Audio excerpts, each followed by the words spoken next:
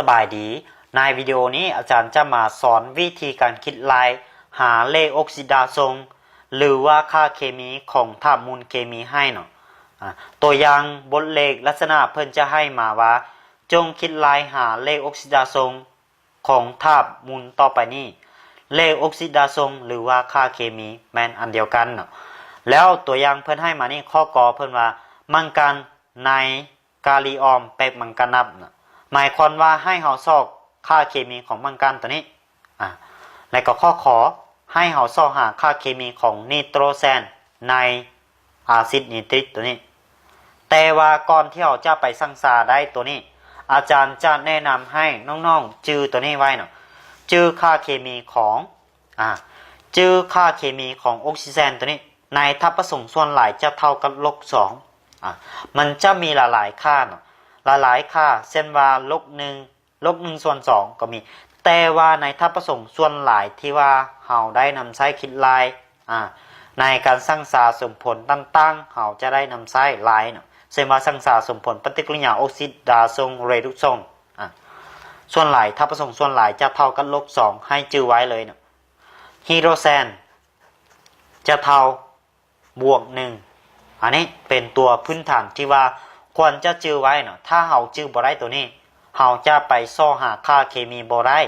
ถ้าเฮาซ่อค่าเคมีบ่ได้เฮาจะสร้างสาสมผลแบบปฏิกิริยาออกซิดาซงเรดุกซงบ่ได้เนาะฉะนั้นอันนี้ต้องสร้างสาต้องซ่อให้ได้ก่อนเนาะซ่อให้ได้ตัวนี้ก่อน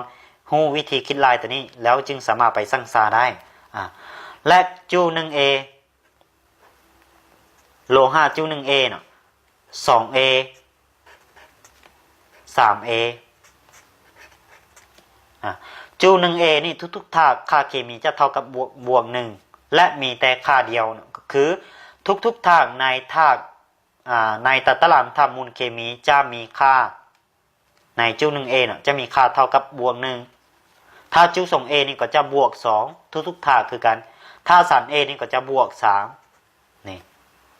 แล้วจู 1A นี่ถ้าเฮาบ่จื้อน้องๆบางคนอาจจะถามอาจจะว่าเอาแล้วน้องบ่จื้อว่าจู 1A นี่มีธาตุใดบ่ได้ยากส่วนหลายในธาตุประสงค์หรือว่าในสมผลต่างๆที่ว่าเพิ่นให้เฮาคิดลายจะมี2ธาตุนี้เป็นส่วนหลายคือนาตรีออมกับกาลิออมจะมีหลายๆธาตุแต่ว่าส่วนหลายจะมี2ธาตุนี้ตลอดให้จื้อไว้จู 1A กาลิกับนาตรีกับอีตัวนึงลีตี3ธาตุนี้ส่วนหลายแต่ว่าส่วนหลายจะมีแต่กาลิกับนาตรีนี่เนาะแล้วจู 2A เนาะจู 2A ก็จะบ่มีหลายตัวที่ว่ามักออกในข้อสอบต่างๆและก็ในบทกวดกาในบทเสียงต่างๆเนาะเบลีจู 2A ก็เบลีจื้อไว้มาเยกันซีก็จะมีแต่ 2-3 ตัวนี่ที่ว่ามีอยู่ในบทเลขตลอดส่วนจะมี 5-6 ตัวบ่จะมี6ตัวแต่ว่าเฮาจื้อ3ตัวที่ว่ามักออกเสียงนี่ไว้ก่อนแล้วตัวอื่นๆค่อยไปศึกษาทีหลังเนาะเพราะว่าขั้นตอนทำอิฐเฮาต้องเรียนทีละน้อยไปก่อนอยู่ในตัวที่3นี่ให้เฮาจื้อตัวส่วนหลายที่มักออกเสียงอลูมิเนียมเวลาเฮาเห็นอลูมิเนียมแสดงว่าค่าเคมีเท่าบวก3เบรีเท่าบวก2มาเยเท่าบวก2กันซีเท่าบวก2นี่กาลีลิตีนาตีตัวนี้เท่าบวก1โอเคมานี้มาเบิ่งให้จื้อไว้จื้อแต่เท่านี้อาจารย์เชื่อว่าน้องๆทุกคนสามารถจื้อได้เนาะโอเคมานี้มาเบิ่งอยู่ในนี่ว่าเฮาจะมีวิธีคิดลายแนวใดเนาะน้องๆลองสังเกตเบิ่งข้อที่กออาจารย์จะแกะให้เบิ่งข้อที่กอนี่ข้อกอเพิ่นจะให้เฮาสอบค่าเคมีของมันกันถ้าว่าบนเลขเพิ่นให้เฮาสอบหาค่าเคมีของตัวใดให้เฮาหมายอิฟใส่ให้เฮาหมายอิฟใส่ตัวนั้นอิฟนี่แล้วกาลีตัวนี้อยู่จู 1A บ่สังเกตเบิ่งกาลีตัวนี้อยู่จู 1A เฮาหมายหยังค่าเคมีจะเท่ากับบวก1นี่ออกซิเจนค่าเคมีเท่าลบ2เฮาก็หมายใส่บ่แล้วอยู่ในนี้สังเกตเบิ่งตัวนี้จะเป็นธาตุประสงค์บ่ธาตุประสงค์ฉะนั้นผลบวกของค่าเคมีทั้งหมดนี้ต้องเท่ากับ0ให้จื้อไว้ ทุกๆธาตุประสงค์ผลบวกของไฟฟ้าบรรจุหรือว่าค่าเคมีจะเท่ากับศูนย์ฉะนั้นเราเอาตัวนี้ไปเท่ากับศูนย์เลยนะสังเกตเบิ่งกาลีจะบ่มีห้อยหยังบ่เราก็เขียนบวก1นี่บวกให้อิฐบวก1หรือว่าเขียน1ละล่าก็บ่เป็นหยัง1บวกอิฐสังเกตเบิ่งออกซิเจนจะมีห้อย4บ่แสดงว่าบวกให้4นี่คูณให้กับสังเกตเบิ่งคูณให้กับค่าเคมีของออกซิเจนคือลบ2บ่เราก็เขียนวงเล็กนี่แล้วคูณให้ลบ2ทั้งหมดนี้เท่ากับ0นี่เวลานี้1บวกอิฐ4คูณ2จะเป็นลบ8บ่4คูณลบ2เป็นลบ8นี่เท่า0บวก1ลบ8ยังเหลือลบ7บ่ลบ7ย้ายไปจะเป็นบวก7แสดงว่าอิฐเท่ากับนี่1กับลบ8นี่จะเท่ากันลบ7แล้วย้ายไปเป็นบวก7โอเคอันนี้คือข้อกอแสดงว่าค่าเคมีของมังการในทับผสมกาลีแปมังกานัตตัวนี้เท่ากับบวก7มานี่เบิ่งขอไข่คือนิโตรแซนไหนนิโตรแซนในอาซิดนิตริกตัวนี้สังเกตเบิ่งว่าอยู่ในนี่ที่อาจารย์แนะนำให้จือแมนตัวไหนที่อาจารย์แนะนำให้จือแมนไฮโดรเซนเท่าบวก1บ่ออกซิเจนเท่าลบ2แล้วนิโตรเซนตัวนี้เฮาบ่จือบ่เฮาบ่จือเฮาหมายอิฐไซตัวที่ว่าเพิ่นย้ายเฮาซอกเฮาหมายอิฐไซแล้วคือเก่าบ่ตัวนี้ทับผสมคือกับแมนผลบวกของค่าเคมีนี้จะเท่ากับ0แสดงว่า1บวกอิฐ3คูณลบ2นี่เป็นลบ6บ่จะเท่ากับ0นี่อิฐนี่บวก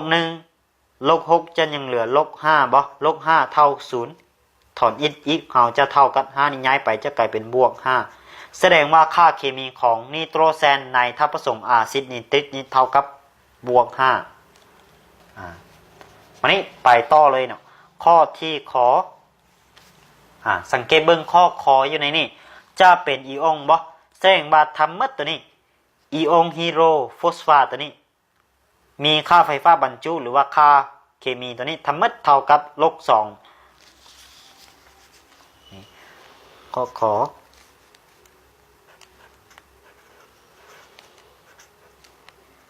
2ลบตัวนี้แสดงว่าหมายถึงไฟฟ้าบรรจุทั้งหมดของตัวนี้ให้ชื่อไว้นะทุกๆเทื่อที่ว่าเพิ่นเขียนลักษณะแบบนี้บอกให้เข้าใจผิดว่าตัวนี้เป็นของออกซิเจนแสดงว่าตัว2โลกนี่เป็นทั้งหมดของนี่อีออนตัวนี้บ่เวลามีบวกมีลบอยู่บนนี่เนาะเพิ่นเอิ้นว่าอีออนมันจะบ่เป็นทับประสงค์หรือว่าจะบ่เป็นโมเลกุลอีกแล้วอยู่ในนี่แสดงว่าถ้าอยู่ในนี่เนาะน้องๆก็เขียนแบบนี้ไว้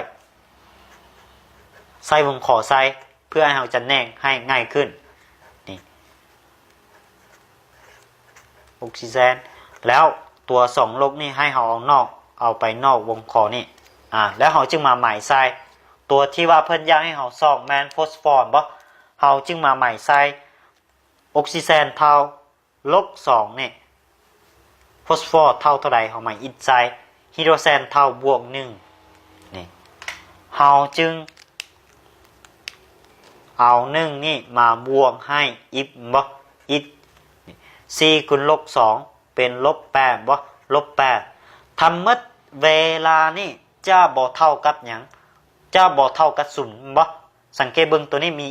ตัวนี้เป็นอีออนแล้วไฟฟ้าบรรจุทำหมดเท่า2ลบหรือว่าลบ2เวลาเราเขียนลบ2ก็ได้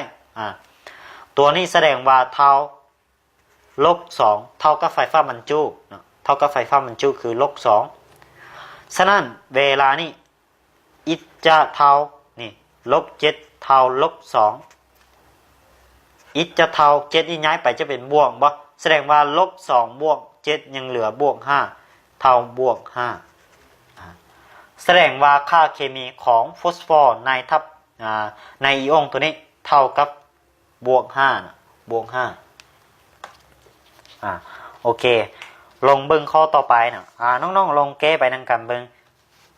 ข้อที่ต่อไปข้อ มันข้องอเนาะข้องอข้อจอและข้อสอลองคิดไล่ไปทางกันเบิ่งถ้าน้องๆมีเจี้ยมีบิ๊กก็คิดไล่ไปทางกันเพื่อให้ได้เข้าใจให้ละเอียดเลยข้องอนี่อาซิดแปกกลอริดตัวนี้เพิ่นให้ซ่อหาค่าเคมีของกลอรั่วในอาซิดแปกกลอริดเวลานี้สังเกตเบิ่งเฮาจะหมายลบ2บ่ลบ2บวก1ตัวที่เพิ่นย้ายเฮาซ่อเฮาใหม่อิดซ้ายนี่เวลานี้1บวกอิด4คูณ2เป็นลบ8บ่4คูณลบ2เป็นลบ8เท่ากับ0บ่นี่ตัวนี้เป็นทับประสงค์เท่ากับ0โอเคอิดจะเท่าบวก1นี่จะยังเหลือลบ7บ่ลบ7จะย้ายไปจะเป็นบวก7โอเคค่าเคมีของแสดงว่าค่าเคมีของกลอรั่วในทับประสงค์นี้เท่ากับบวก7โอเคมาเบิ่งข้อที่ข้อ2น่ะข้อ2นี่เพิ่นจะให้มาว่านี่สังเกตบอลนี่จะเป็นอิออนของพวกโลหะซึ่งซ่อนบ่จะมีไฟฟ้าบรรจุเท่ากับบวก3ฉะนั้นตัวที่ว่าเพิ่นอยากให้เฮาสอบคือเล็กบ่เล็กฉะนั้นอยู่ในนี่เนาะน้ำนี่เป็นโมเลกุลแน่นอนว่าต้องเท่ากับ0บ่3บวกโอเคเวลานี่บอลอยู่ไหนนี่เขาจะหมายหรือบ่หมายก็บ่เป็นหยังเนาะแต่ว่าให้ชื่อไว้เวลาถ้าเป็นโมเลกุลแบบนี้ตัวอยู่ไหนนี่ต้องเท่ากับ0อยู่แล้วสังเกตเบิ่งออกซิเจนลบ2บ่ฮิโดรเจนบวก1นี่เวลานี่2คูณ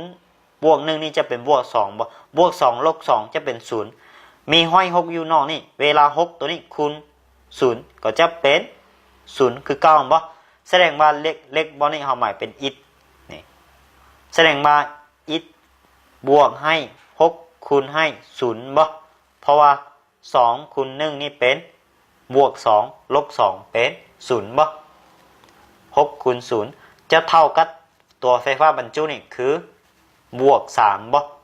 บวก3แสดงว่าอิฐจะเท่ากับบวก3นี่เพราะ6คูณ0เป็น0บ่แสดงว่าค่าเคมีของเลขเท่ากับบวก3ในอิออนตัวนี้เนาะข้อต่อไปข้อสุดท้ายตัวนี้สังเกตเบิ่งเพิ่นจะให้เอาซอกค่าเคมีของกลงในดีกลงมัดกาลิออมหรือว่ากาลิออมดีกลงมัดเนาะข้อ2กลงมัด2ออกซิห้อย7เฮาก็หมายใส่คือเก่าบ่หมายค่าเคมีใส่ออกซิเจนเท่าลบ2นี่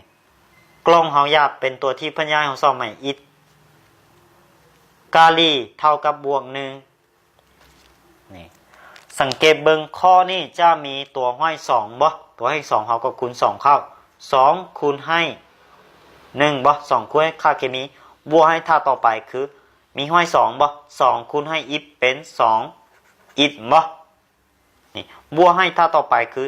บวกให้นี่7คูณ2เป็นลบ14บ่ลบ14ทั้งหมดจะเท่ากับ0สังเกตเวลานี่จะเป็น2อิฐบ่2อิฐ2คูณ1เป็น2บ่2บวก2ลบ14ยังเหลือลบ12นี่จะเท่า0 2อิฐจะเท่าลบ12นี่ย้ายไปจะเป็น12เหลือบวก12บ่แสดงว่าเวลาเราถอนอิฐจะเท่า12ตัวนี้หารให้ตัวอยู่ต่อหน้านี่คือ2นี่จะเท่ากับ6หรือว่าบวก6แสดงว่าค่าเคมีของกลงตัวนี้ในกาลิออมดีกลงมัดจะเท่ากับบวก6หรือว่า6เนาะโอเคอันนี้สำหรับวิธีการซ่อหาค่าออกซิดาซังหรือว่าค่าเคมีเนาะให้น้องๆทำความเข้าใจเกี่ยวกับตัวการซ่อหาค่าเคมีนี่ให้ได้แล้วเวลา ในหัวข้อต่อไปเราไปเรียนเกี่ยวกับการสร้างสารสมผลปฏิกิริยาออกซิดาซงเรดุกซงว่าถ้าใดจะหักอะไรตรงเสียอะไรตรงเท่าไหร่แม่มันจึงจะง่ายและก็เข้าใจให้แจ้งขึ้นให้ละเอียดขึ้นโอเควิดีโอนี้เอาเท่านี้ก่อนเนาะ